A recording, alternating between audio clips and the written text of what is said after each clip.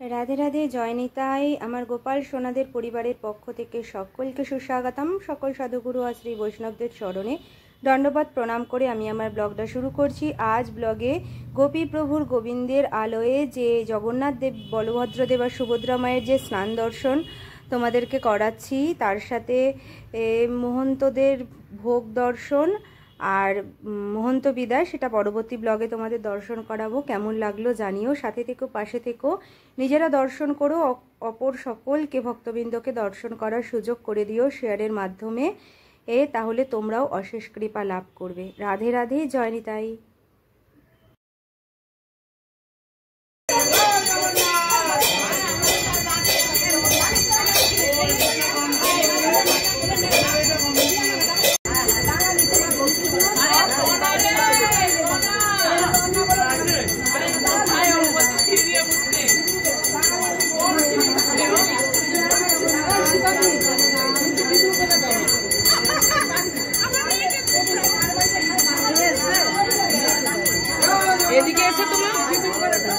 এদিকে এসে তোলো ওটাকে দিয়েছি ওরে অবশ্যই।